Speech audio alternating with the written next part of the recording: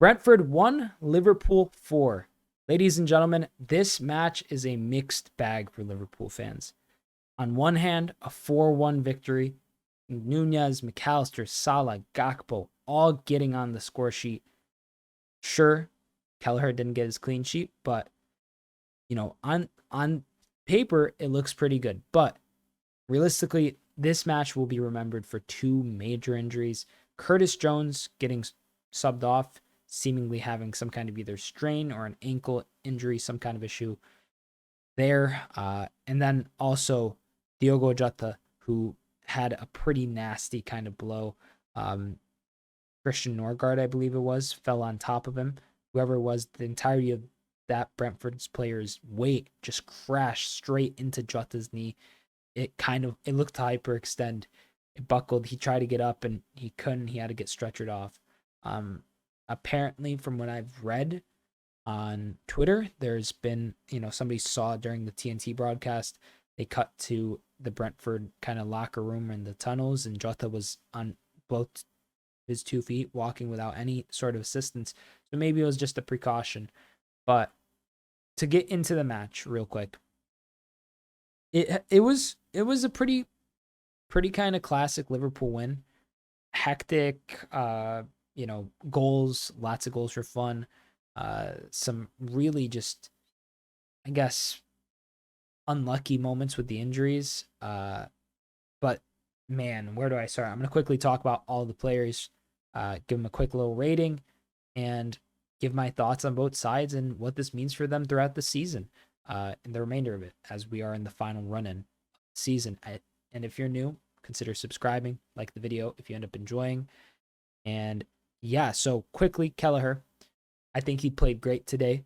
Obviously, didn't get a clean sheet, provide some good sweeper keeper action, but he'll be kind of upset to have conceded. Maybe he should do a bit better on that first save, but I'm going to give him the benefit of the doubt because realistically, a double save is never easy to pull off, especially when the person you have to have the second save on is Ivan Toney. It was a good follow-up for Toney in the 75th minute. Kelleher, I'll give a 7. Connor Bradley, back after some time away from the club for personal reasons. He played brilliant today. There's a stat that flashed up early in the match. He had played 2 matches in the Premier League before this, a goal and 3 assists as a right back. That's mental. So he didn't get a goal contribution, but he played brilliantly defensively. Still a couple moments where he got caught out. There's a moment where McAllister had to make a foul right on the edge of the area, nearly in the penalty box. So honestly, still some shaky moments. I'll give him a 7 as well. Konate, Ibrahima Konate. I guess some of the best stuff I could say about Konate is that it felt like he wasn't there in a good way. Like he didn't necessarily have to do too much. He obviously in the first half had a bit more to deal with, but throughout the match, it just kind of felt like he was on top of stuff. Felt very secure having him in the back line. I'll give him 8 out of 10. This his first match back from that suspension. And yeah, gotta love it.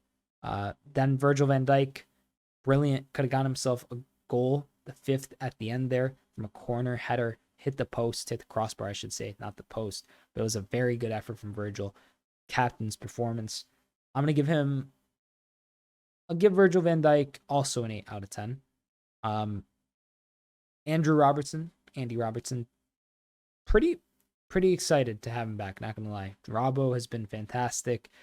The surging forward runs, the intensity, the grit. Our Scotsman. He was brilliant. Loved him every second of it. Didn't really get a goal or an assist, but he was on set pieces, often doing corners. So credit to Robbo for coming back from the injury and not really missing a beat, it feels like. I'm going to give him an 8 out of 10 as well. The midfield, Curtis Jones, off with injury. Can't really speak much on him other than the fact that he was playing good up until then. Up until then, I'll probably give him like a high 6 to low 7. But at the end of the day, I think that Curtis had a match that was blighted by his injury. Endo, some tactical fouls. I'll give him a 7 as well.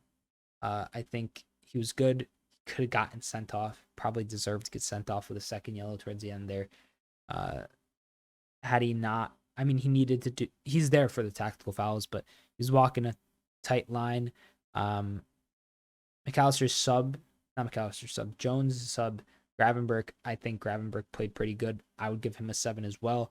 Not the final product quite yet, but game by game, you could see he's growing. He's still a young player, so I don't really want to pressure too much on his performances. I think he did great for the standard that he's set before that.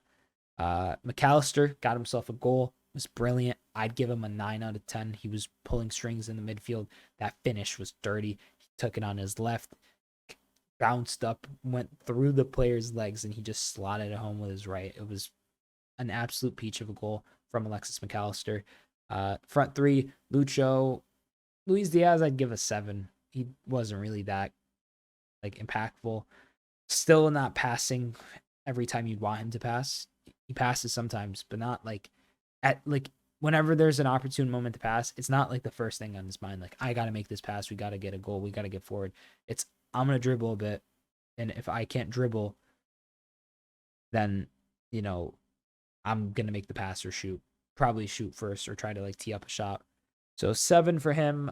Darwin Nunez got himself a lovely chipped goal over Flecken to open the scoring for Liverpool today. I would personally say that Darwin was playing at 8 out of 10. He was subbed out at halftime. We don't know if it's an injury, if it was a precaution for yellow cards, because he's already at 8 yellow cards. But I think Darwin was brilliant. I'd give him an 8 out of 10. He showed the grit I wanted to see. Was driving forward every time, and I mean, he got a lovely goal. So credit to Darwin there. Who else? Diogo Jota got the assist to Darwin's goal. He was also probably at an 8 out of 10, just playing out of his mind. But then, obviously, the injury. We don't know the situation out of the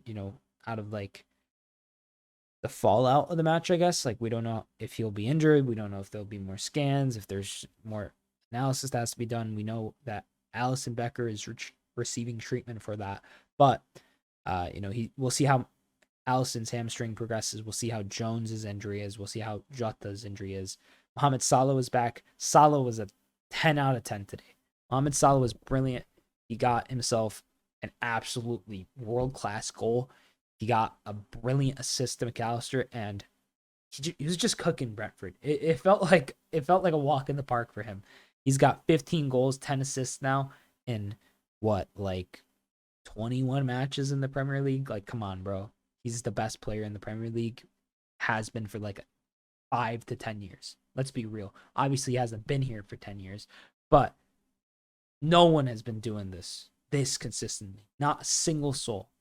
Sure, De Bruyne gets some assists and he'll pop up with goals, but to the effect that Salah is getting better as he ages is crazy. Obviously, De Bruyne is getting better as he ages too, but not at the prolific clip rate that Salah's been firing these goals off at.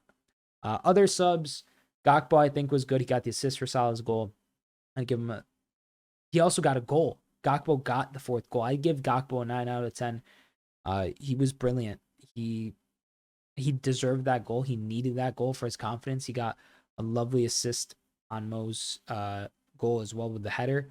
And yeah, I just loved seeing Gakpo play. Gravenberch, I think I said 7. He's still improving slowly but surely. I think there's a great player there. Harvey Elliott, probably a 7 as well.